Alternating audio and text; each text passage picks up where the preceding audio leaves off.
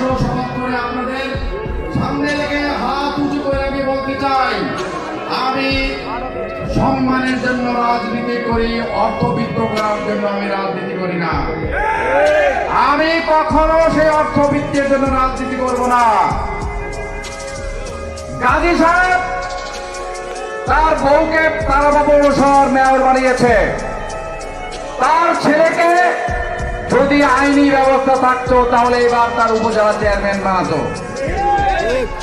তার ছেলেকে ভবিষ্যৎ আওয়ামী লীগের প্রার্থী হিসাবে এমপি বানানোর জন্য উনি ক্ষেত্র তৈরি করছিলেন।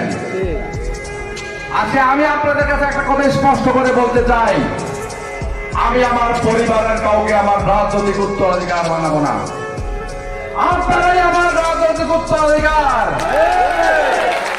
আপনারাই আমার রাজনৈতিক ভবিষ্যৎ।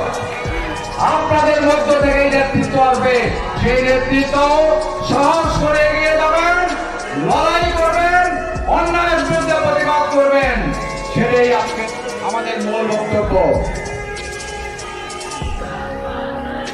প্রিয় ভাইরা, আমার প্রিয় সহধর্মিনী, তার ছোট বোন, আমার জানা ছিল না তারা এইভাবে আসবে, কথা বলবে, এটাও একটা ব্যতিক্রমী দিন আমার জন্য।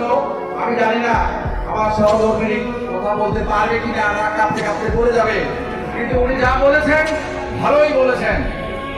আমার মনে হয় রূপগঞ্জের যত ফোন আমার কাছে যায় তার চেয়ে বেশি ফোন ওনার কাছে যায়। সুতরাং আজকে আপনাদের সাথে এই সম্পর্কটা আত্মার, এই সম্পর্কটা কোনো নবম মেকি সম্পর্ক নয়। আমরা এই সম্পর্কটা জীবিত রাখতে চাই মৃত্যুর আগ পর্যন্ত ইনশাল্লাহ। আমি কি হব না সেটা বড় কথা নয়, আপনাদের সাথে সম্পর্কটাই বড় কথা। আত্মা যখন মিলে যায় তখন আর দাবি দেওয়ার কোনো কষ্ট, কোনো ব্যথা বেদনা থাকে না। তাই আজকে আমি